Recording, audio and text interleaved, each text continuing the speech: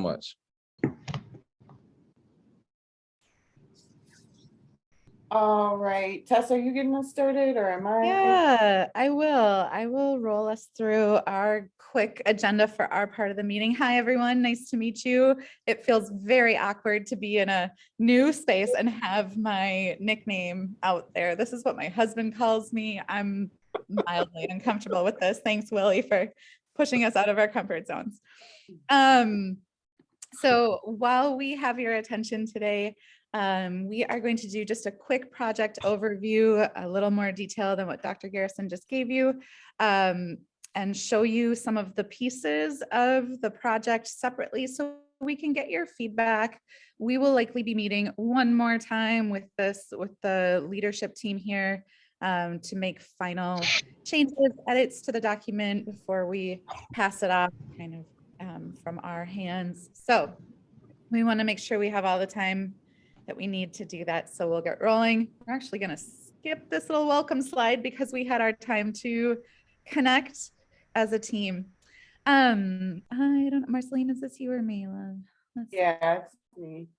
All right, so first of all, really happy to be here with you. We have about 25 minutes, so we're gonna quickly point you around the document, but we're actually gonna ask you to get in smaller groups and provide us some feedback. But we have very much enjoyed working with CAGC. We, as Dr. Garrison mentioned, started in April, although we're meeting once, sometimes twice a month, so not super often.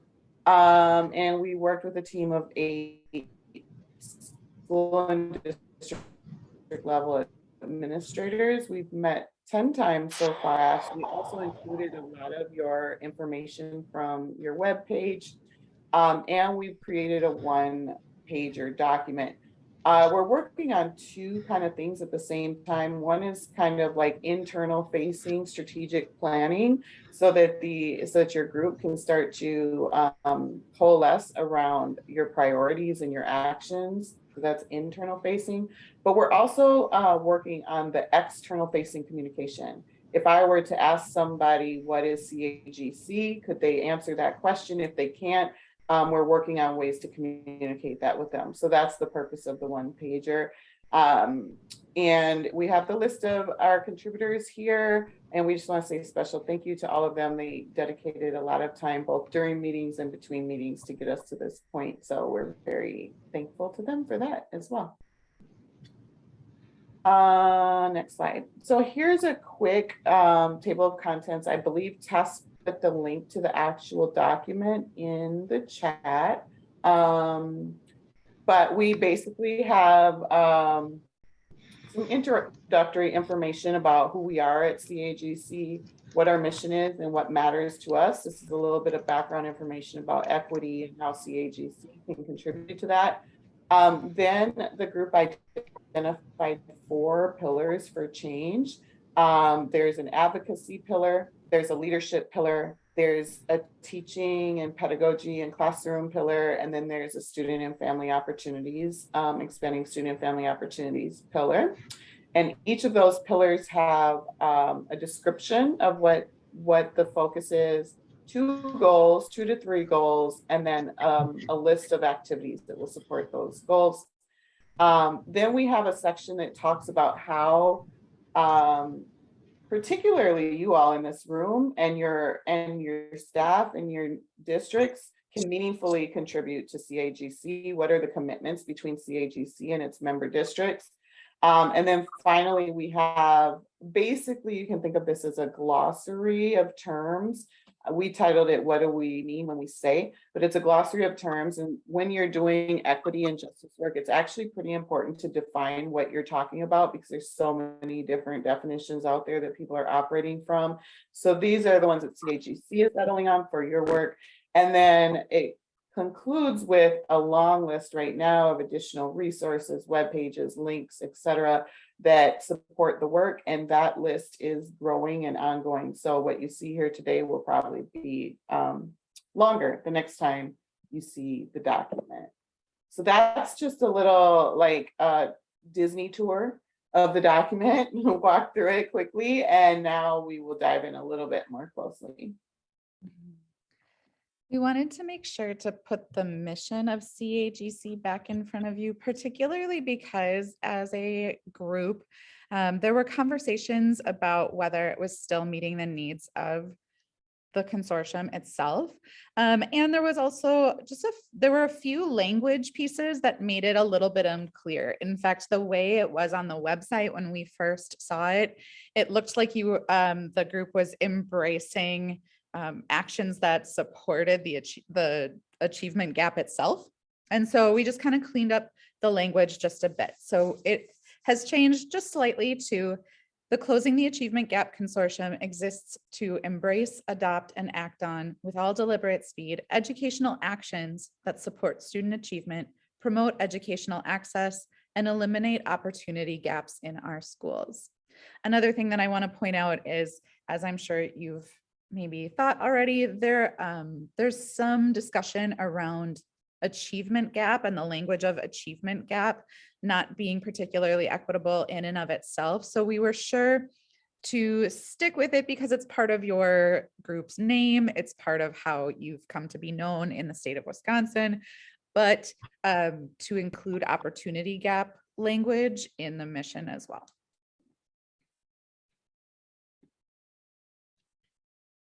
So one of the first things that the group did was to before we kind of mapped out our kind of like levers for change, was to identify what it is that CAGC was hoping to do. And this is part of, I think, the organizations or the collaboratives like maturing process. So you have a number of activities and consortiums and things that you're offering during the year, but like, how do you summarize that around like a large picture of what you want to see and what you're contributing to? So the hope for CAGC and for this strategic plan is that if we are successful in implementing the strategic plan, we'll see a number of things happening. We'll see that the policies and practices of our member districts become more and more equitable. We will start to see that opportunity and achievement gaps will be closing. We will start to see curriculum and instruction that's more representative and effective for our students. Hopefully we'll see access for students in challenging courses, more support for those students, minimizing tracking or gatekeeping from challenging courses. Also, hopefully we'll see relationships with and among students, staff, and families are stronger. Hopefully we'll see that student discipline and redirection is equitable and responsive, that we won't see disproportionality in our discipline. Hopefully we'll see that students are feeling successful in school and matriculating through their educational goals. And in order to get to these things, CAGC would like to commits to providing opportunities for collaboration. You'll see that in a lot of our action steps, opportunities for professional learning, direct student programming, and just assisting our schools in removing systemic barriers and inequities that may be in front of our students. One last thing, the strategic plan right now is still in the process of working on progress metrics, evaluation pieces, but this list right here will give you a good idea of places to measure your work as a collaborative. So to that end, with those hopes in mind, the team came up with 4 ways that we think we can impact the system, impact our member schools and districts in order to achieve those hopes.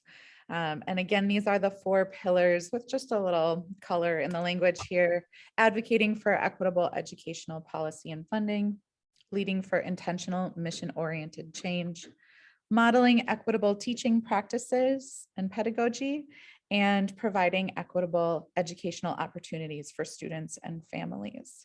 So we'll say a bit about each one of these.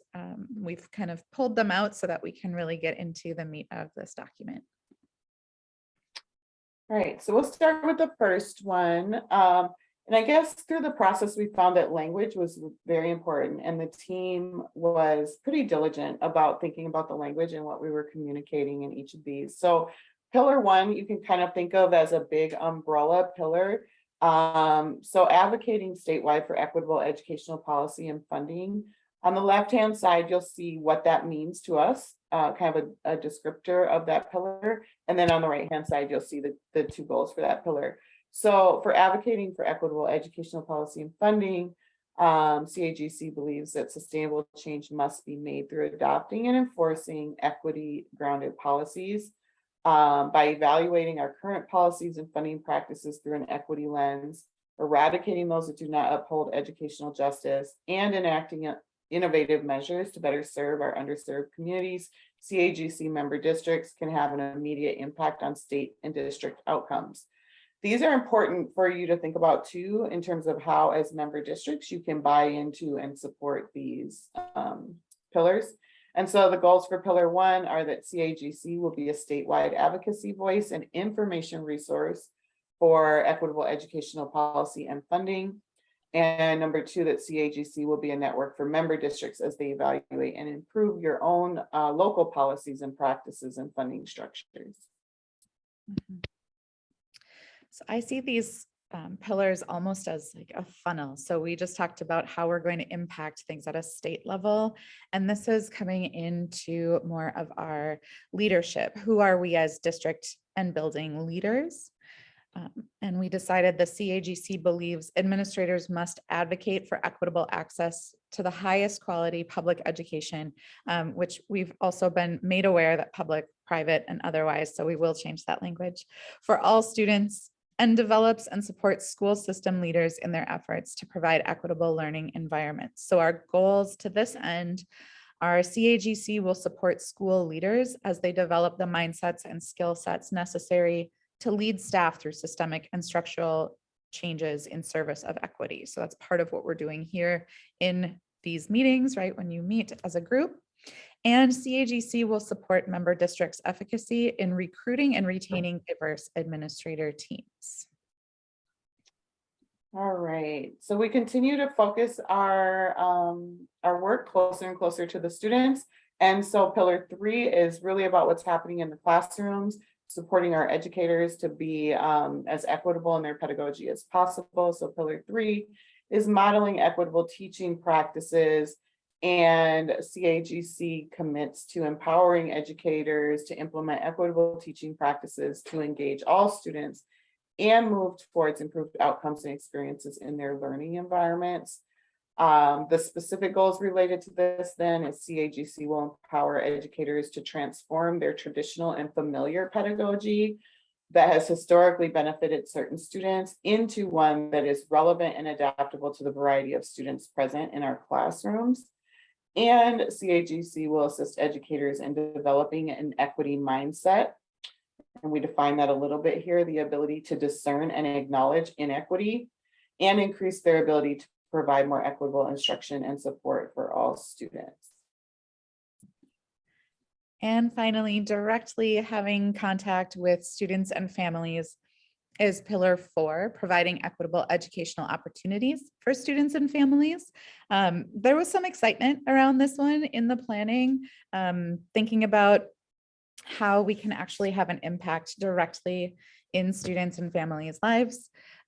So it says CAGC supports and expands the educational offerings of member districts in ways that meet the needs of underrepresented students and families. We partner with educators, students, and families to provide opportunities to build leadership and advocacy skills while supporting academic success. So there are 3 goals in this one. That CAGC will amplify student voice and develop student leadership, connecting with students as partners in advancing equity in their schools, providing academic support and cultivating positive social, emotional, and interpersonal skills for students. And CAGC will engage and empower families to be strong partners in their child's education. This one is exciting.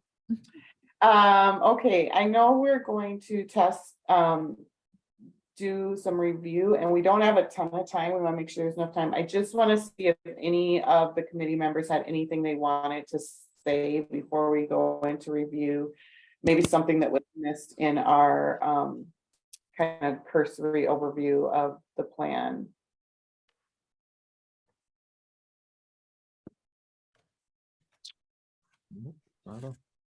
No, we're good. Okay, they're being quiet now, but they worked very hard on this. And so I just didn't want to misrepresent any of their hard work and make sure we didn't miss anything important. Let me just say this. I think too, when we have these opportunities to kind of learn, one of our goals is to kind of get as much feedback as possible. So naturally in the session, I did again mention that I sent this out to the entire team. We'll keep that link open for feedback. Of course, we're going to have time today, but we are looking for your feedback. We don't want this to be an isolated conversation and or isolated strategic plan. And so please provide your feedback accordingly. I would like to thank again the team for, working with Mrs. Ornsmith and Mrs. Dubois throughout this process. And again, it's not always easy to do a consortium CAGC, in this case, strategic plan. But I do believe we put a lot of time into making this document a working document for us. So again, thank you. This is Dr. Turner. I just have one comment. I know that you had looked at the vision statement, and I know that in the past, we've had very small conversations about the line with all delivered speed, because we had a presenter at one time that said, the legislators had said that same line to end segregation, and how that didn't happen with all delivered speed, and how that was counterintuitive, or maybe, meant it wouldn't be with all delivered speed because that phrase was used elsewhere before.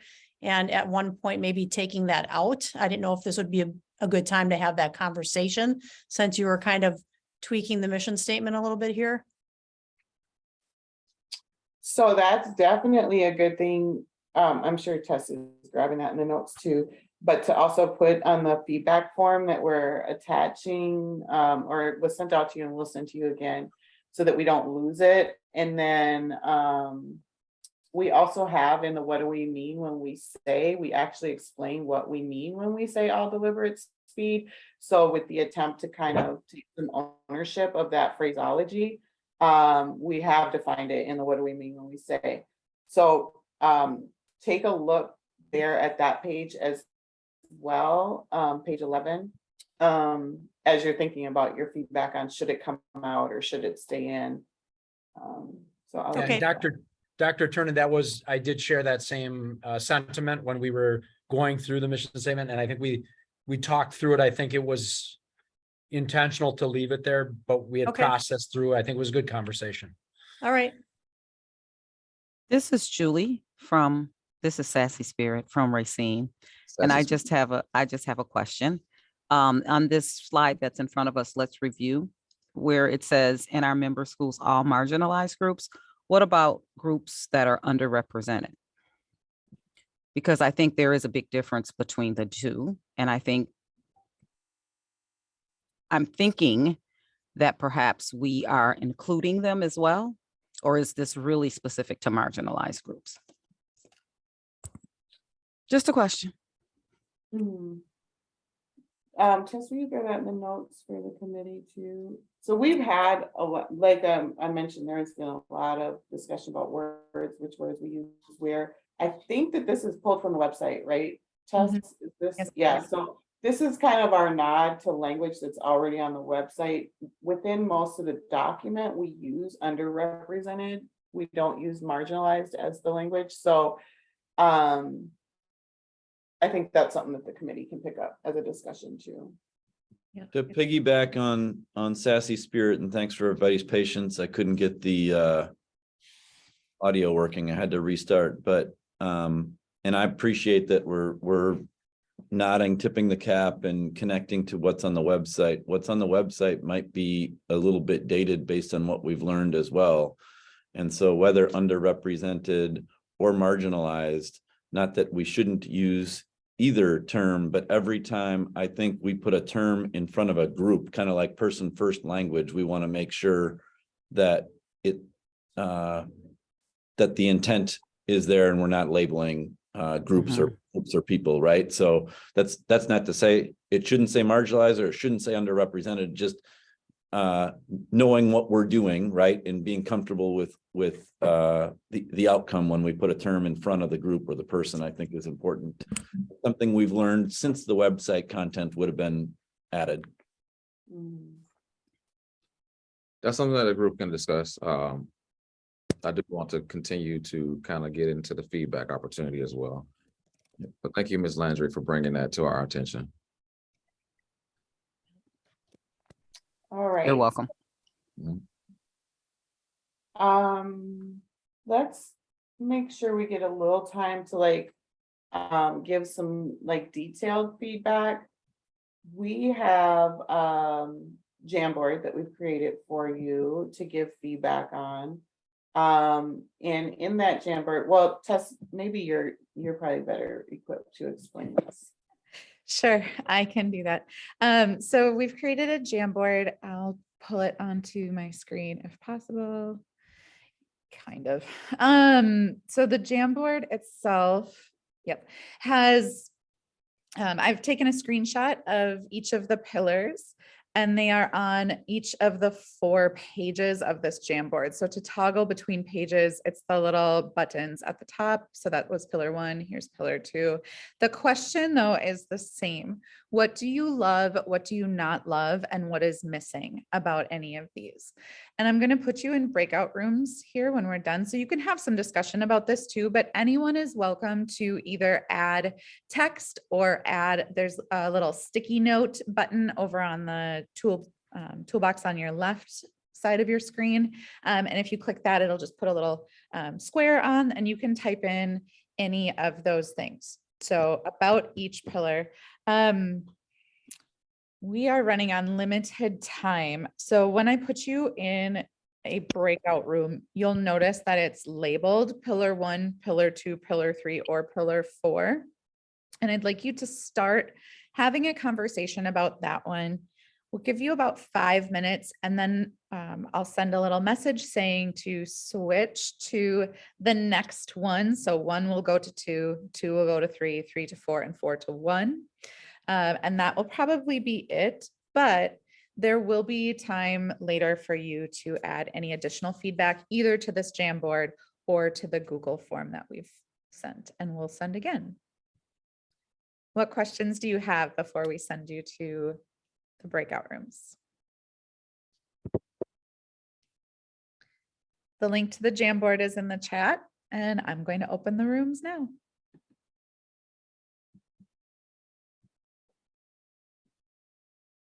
Tess, did you want me to go or stay? You don't need to. Okay.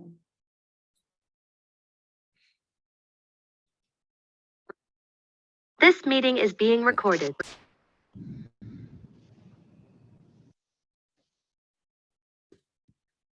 All right, welcome back, everyone. I know it's always not enough time in those breakout rooms. I am aware. We want to make sure that we respect your time today and get you out of here, but we also want to make sure that you know we are still open to gathering feedback. So of course that Jamboard, and I'll make sure that Dr. Garrison has the link that he can send back out. That Jamboard will remain open. So if that works well for you to look at each pillar individually and think about that, you're welcome to use it. I'm also going to put the link to the Google form that I know was already sent out. There's a couple of responses on there, but if this was too quick and you just need some time for processing, or if you're like me and something will hit you, tomorrow at lunchtime and you go, oh, I wish I would have said, you're welcome to put that in the Google form as well. So to kind of close our thoughts for today, we'd love to do just a really quick, in the chat, if you wouldn't mind, one word you would use to describe how you're feeling about this vision and strategic plan. And then, yes, of course, we need to recognize that Dr. Garrison is making a move. Yes. I was wondering if we're gonna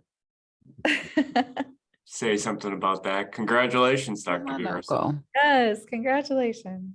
Thank you all. Get to work with my good friend Teresa, who's sitting over there. Yes, we've had a few conversations already, but thank y'all. Love it. Congratulations, Dr. Garrison. Dr. Brad. All right. All right. So Dr. Dr. Brad is starting us off with the closing activity. One word closing, how are you feeling about the strategic plan so far? This gives us, as the image indicates, a good temperature check in terms of where we're at with the document.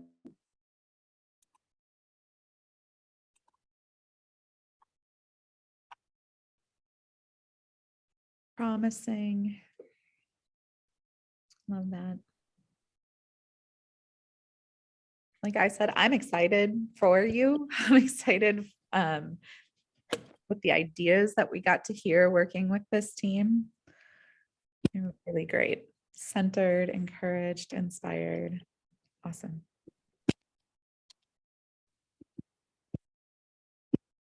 Yeah.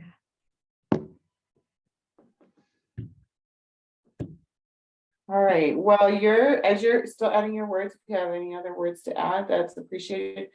We really are grateful for and appreciate any feedback. So if you can take the time to like poke around the document, there's a lot more in the document than what we got to look at today. So, and give us feedback on the Google form, or as Tess mentioned, the Jamboard will be open. So keep giving us your feedback so we can make it the best it can be and reflective of all of you. I will hand it off to Brad to see if he has just a closing greeting.